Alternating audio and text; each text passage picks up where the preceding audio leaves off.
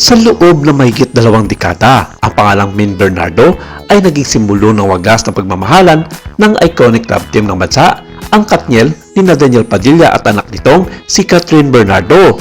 Ngunit nitong linggo ng umaga, isang balita ang imanig sa mundo ng showbiz at nagdulot ng matinding lungkot sa bansa. Ang pagkawala ni Mami Min na sinabi ng ilang mga showbiz insiders ay matagal na itong nakaratay sa isang ospital dahil sa sakit, dahilan para hindi na mag-update ng kanyang mga social media account. Sa gitna ng pagdadalamhati ng sambayanan dahil sa balitang ito, ang pinakaapektado ay ang kanyang pamilya, lalong-lalo na ang kanyang anak na si Kathryn na siyang nagsilbing manager sa anak na napakahabang panahon. Siya rin ay isa sa mga pangunahing gabay at suporta ni Kathryn sa kanyang karera. Ayon sa mga ulat, hinayaan na lamang niya si Kathryn sa kanyang mga desisyon pagdating sa pag-ibig. Siya rin ay sangkot sa mga negosyo at nakisosyo sa pelikula tulad ng MMFF 2025 entry na Anne Mary.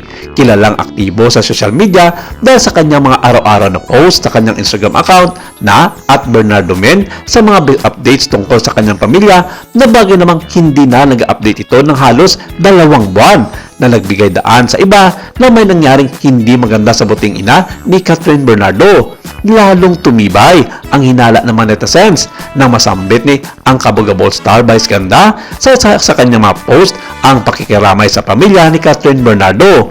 Hindi man nagbigay ng pangalan kung sino ang tinutukoy ni Meme sa mga taong malalapit kay Kathryn Bernardo, pero nagbigay agad ito ng ingay sa buong social media at idugtong ang mga komento ng ilang mga netizens at mga showbiz insiders na si Mami Min nga ang tinutukoy dito. Pero sa aming pagsasaliksik dito sa Kapamilya Circle, masasabi namin hindi totoo na patay na si Min Bernardo. Hanggang sa kasalukuyan, April 1, 2026, wala pong anumang ulat mula sa mga lehitimong news outlet o opisyal na payagan mula sa kanyang pamilya na nagpapatunay sa balitang ito.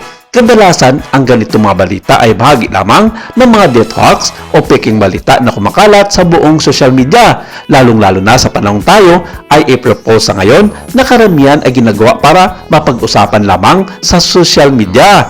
Noong nakaraang taon, naging biktima na rin si Kathryn Bernardo ng ganitong uri ng maling impormasyon. Walang balita mula sa ABS-CBN News, GMA News o iba pang mga malalaking media organization tungkol sa sinasabing pagpanaw ng kanyang ina. Pinapayuhan ang lahat na i-verify muna ang mga impormasyong makikita sa TikTok, sa YouTube o Facebook bago maniwala o mag-share.